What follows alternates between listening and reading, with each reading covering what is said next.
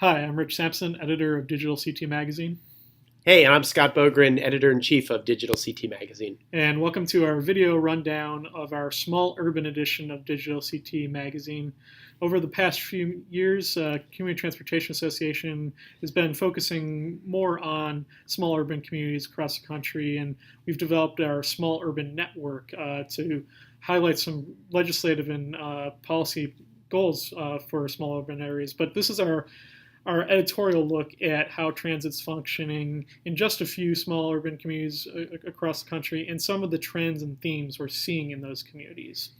And we thought that this issue would be kind of a good overview focus to some of those trends and issues. And we have some profiles and some policy related issues that come together to form where small urban transit is across the country these days.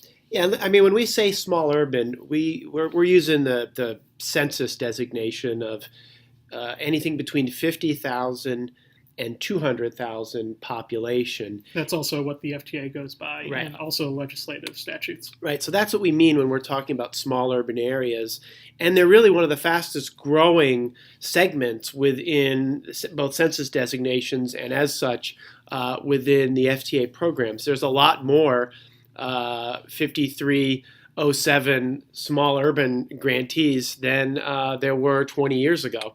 And one of the things that we're really hitting on in this edition is taking some of those policy places that and statements that we've adopted as part of as part of our Small Urban Network, SUN.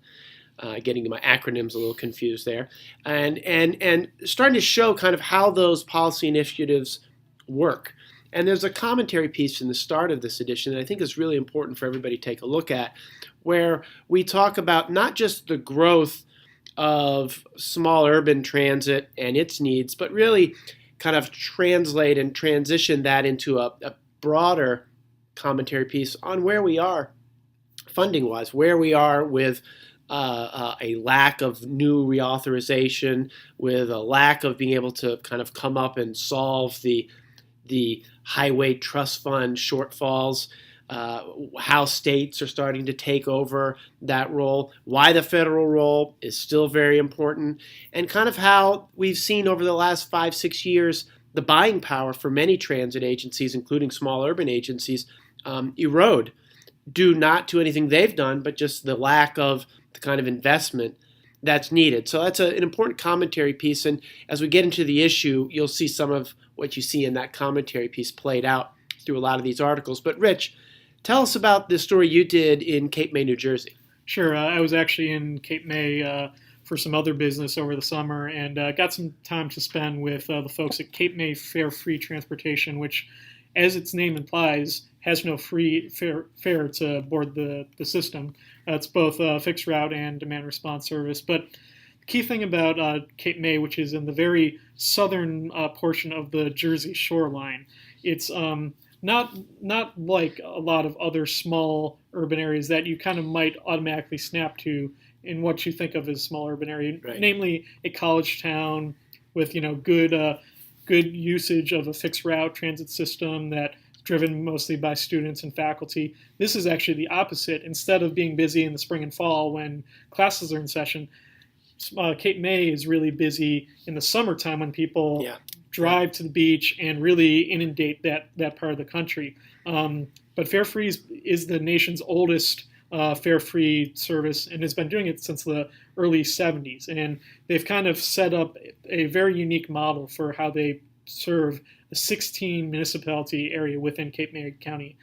So it's a little different look at one small urban transit system. And one of our favorite phrases that Janet Dorn would say is, if you've seen one transit system, you've seen one transit system. True. Here's another case in point to that. Yeah, and one of the feature articles that I wrote was about the Northern Arizona Intergovernmental Transportation Authority, NAPTA, which operates in Flagstaff, Arizona. And that system has just really had kind of breathtaking growth, 800% ridership increases over the last dozen or so years. It won 5 different ballot initiatives in a state like Arizona, which were all designed to add investment into the system. And I think there's a section of that story that really speaks to what they were asked to do and how they delivered, which I think is an important way to kind of justify future growth. They've also got some neat plans, continuing BRT, serving different parts of the Flagstaff area, building 3 regional transit hubs around which the service will revolve. And lastly, December 1st, they're moving into a brand new 23,000 square foot facility where they'll be able to keep all of their vehicles undercover for the first time, which, having worked around rural transit and auto systems, is important and something that really speaks to the amazing both growth and commitment of Flagstaff to transit, and in a way that one might not expect, and is really kind of a prototypical small urban transit operation in a college town that's creating ridership, you would think, at a system in a community much larger. So, Rich, one of the other things that we did was talk about asset management. And can you tell us a little bit about how and why you think that fits into what we're doing here in this issue? Sure. Well, small urban transit systems have a significant number of vehicles, equipment, and how they can track those assets, whether it's a vehicle, whether it's a piece of hardware or software, is important. And it's important for transit systems of all size. And lately, our friends at the federal level are very interested in strategies like asset management, like performance measures, to kind of keep track of what systems are doing. And we actually, in this issue, have a pretty good introduction to how asset management works for transit providers, but also a best practices guide from the EPA Office of Water, actually, believe it or not, that really is a very easy to understand tool that you can use if asset management kind of doesn't mean a lot right now. It's just a phrase and a checkbox on a list of requirements you need to do for a review. This can actually become a tool for your organization to justify its budgetary decisions, like why do we need to replace these vehicles right now, but in a not so scary context. And that EPA best practices guide is really helpful in that regard. Yeah, that makes sense. And Rich brings up performance measures. We've got a story on the Small Transit Intensive Cities Program, or STIC, that is, I think, really connects performance measurement and small cities in a very meaningful way. Talks about this story, talks about the history of the STIC program, gives you some real good facts and figures about who's using it and to what extent they're using it, and also the future. Our son, the Small Urban Network, decided right off the get-go that doubling the STIC program, which is a set-aside out of Section 5307, was critical.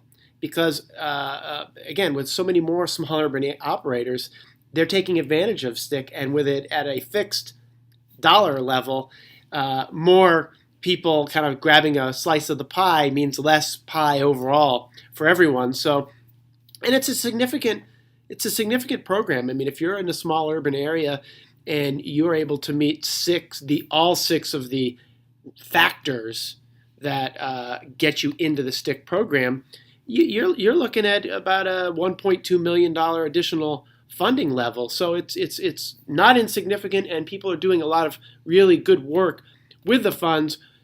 Our Sun Network, and I think the systems you see us talking about, want to see that pot grow.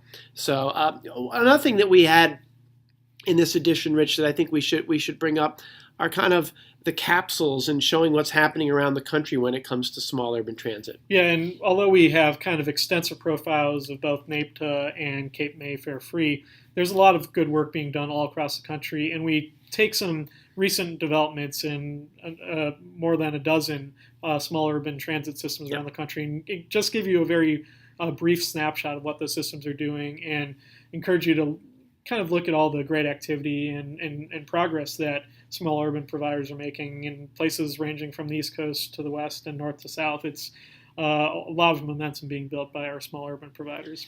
Yeah, and there's a podcast, too, that I would really like to point you to. We have two gentlemen who were longtime general managers of small urban transit operations, each of whom has multiple decades of experience running small urban transit. Hugh Mose, formerly of the Center Area Transit Authority in State College, Pennsylvania, and Les White from Santa Cruz Metro in Santa Cruz, California.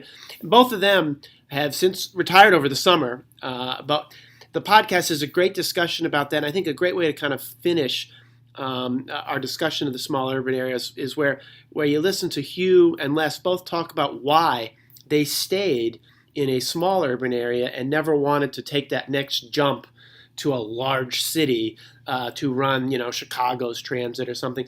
And both of them really parallel one another by saying, we liked this size community. You could get a lot done as leaders. They knew their drivers. They knew a lot of the passengers. The system was small enough that they could really put their kind of fingerprints on everything that was happening, but large enough that they could do lots of neat work too. So that's, I think, a good way to kind of end our discussion on small urban transit. If you're not a member of the Sun or a member of CTA and you operate in a small urban area, I hope you'll consider joining. We have a special membership rate through the end of this calendar year that you can take advantage of. You'll see in some of the pieces of the publication places to email and get more information about joining CTA. And again, as always, we really enjoy doing these kinds of editions of the magazine. We're glad we're getting so much good response from our readership. Thank you for taking the time out of what we know are very busy days to read Digital CT Magazine. And if there's any way we can make it better, please let us know. My email address is bogren@ctaa.org. Sampson@ctaa.org. And also follow us on Twitter. Scott's at CTMag1 on Twitter, and I'm at RailMag. So follow us there. Thanks again, and have a good day.